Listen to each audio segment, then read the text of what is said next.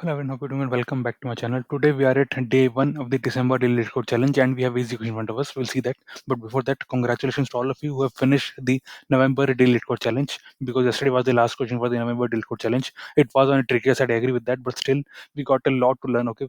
Previously we saw questions based on the bit manipulations, then we saw questions on graphs, and in between we saw question on matrix and single one like one day arrays.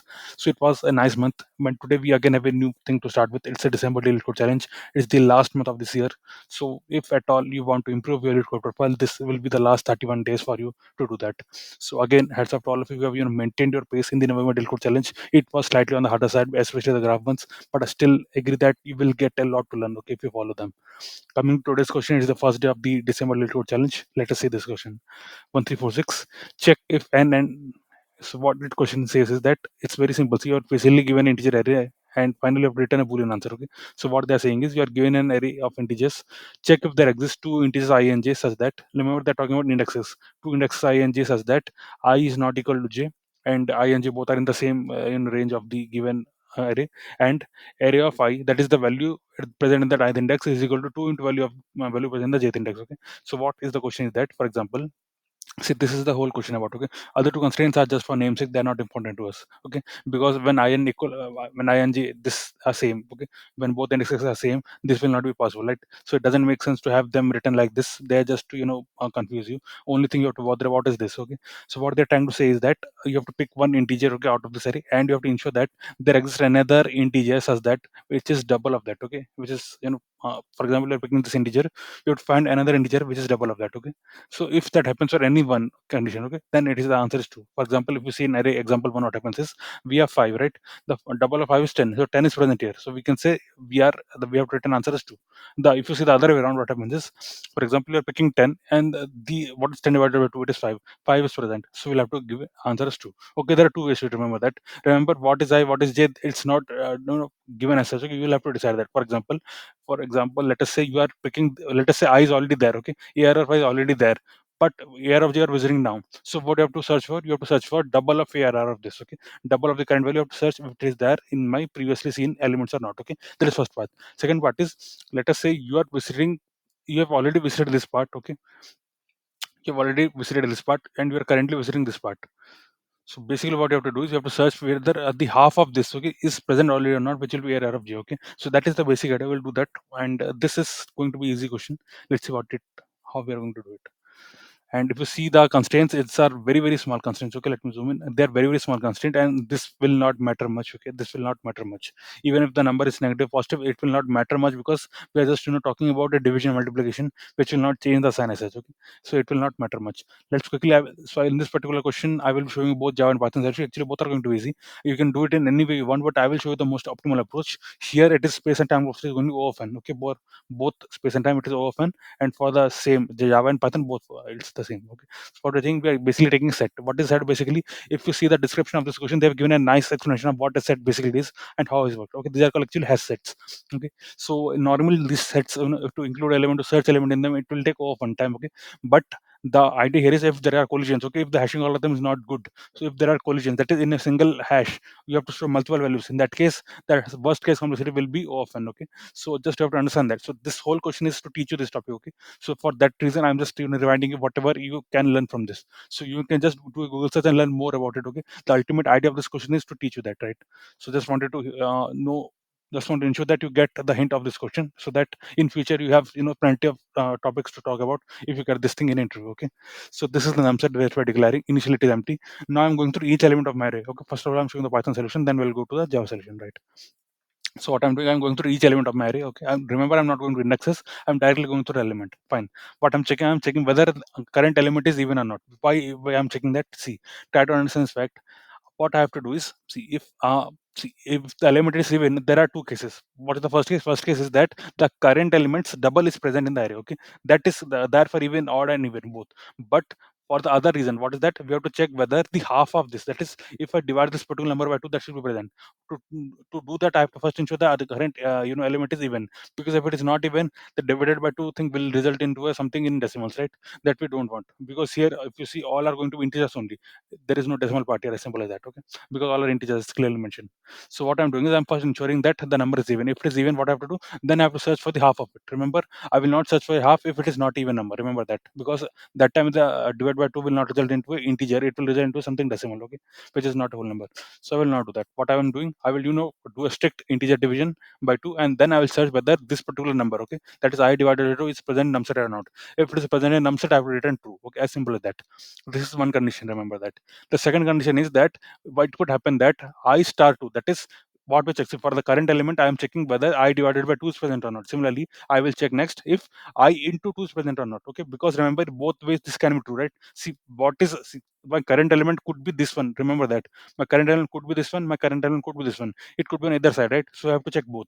I have to check the half of it also, whether it's present in my currently seen elements or not, or you have to check this also, the double of it is present in my current seen elements or not. Okay, if it is present, we will have to return true. Okay, and if none of them are present, what we have to do, we have to simply add that number to our numset, so that in any other next iterations, it will be found. Either the double of this will be found, or half of this will be found. Okay, as simple as that. If this whole for loop ends and we are not reaching this particular code, we are not returning true, in that case we'll have to return false. Okay, that is the basic idea. So I will again repeat what is the idea. See, if the number is even, try to search for a half of it in the num set. Okay, if a half of it is present, we have to return true.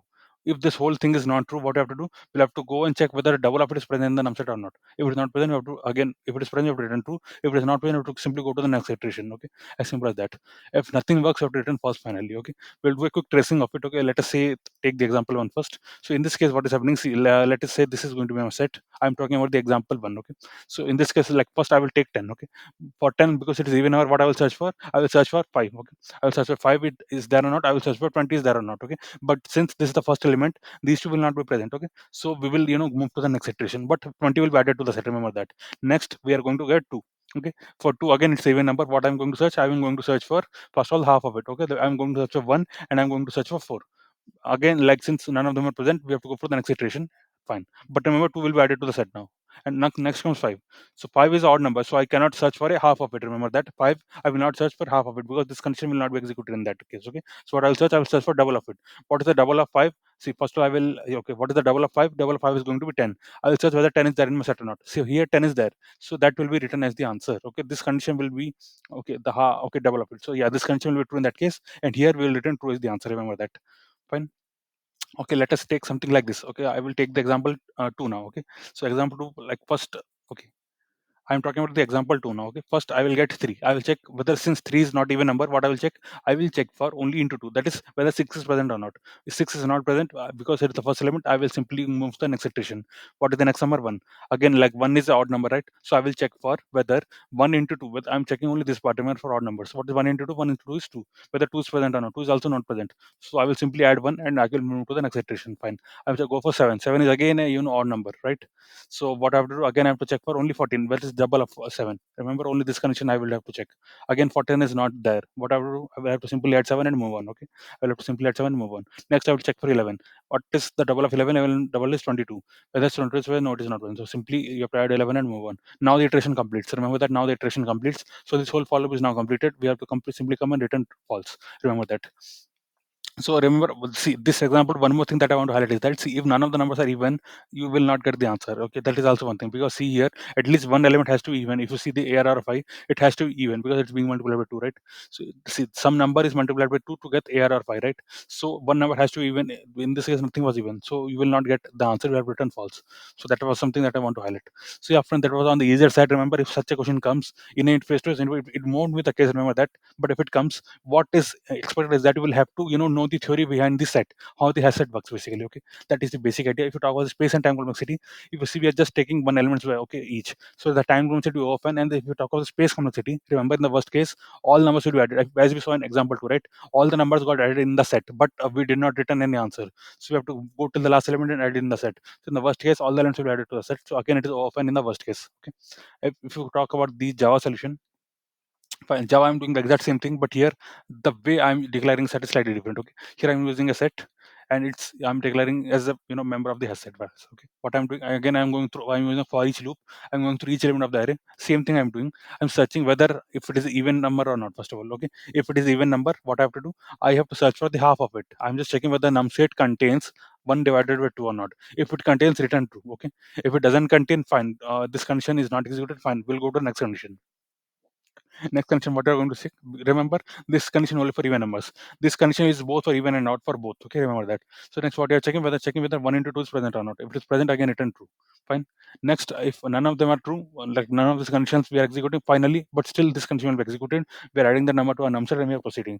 If this the whole for loop completes and nothing is returned, so that is the case of example 2, right? So we'll have to return false in that case. Okay, so I've already ran the solution and it got accepted as well. Okay, so yeah, friend, that was all for this question. And again, I will say, like, please focus on the December LeetCode challenge. This is the last month, and this is your only opportunity to make the best use of this 2024. Okay, these are the last 31 days for you, starting from today. So please be motivated. Keep continuing. If you have any doubts, come and watch video, because this will motivate you. This will show you how others are doing it. Okay, so keep watching videos and learn something that you have not known before. Even if you're able to solve questions, try to explore the other ways of doing it and try to explore the theory behind these parts. Okay, for example, in this kind of questions, these things are more important, like how has algorithm basically works. Okay, and what are its space and time complexities, and in which cases the worst case will be worst case time complexity and space complexity will be used. So you have to know those things, because it's easy question. So definitely there will be questions on the theory of it, if at all you're using this. Okay, and there are other ways to solve this. Okay, you can use two for loops. Okay, without using hash, what you can do is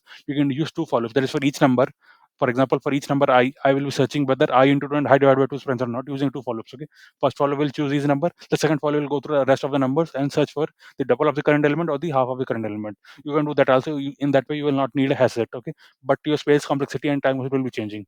Time complexity will be off and square, because you're using two for loops. Space will be off one.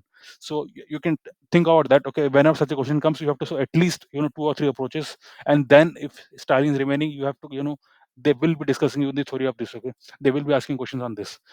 What you're using, you should be very thorough with whatever you're using.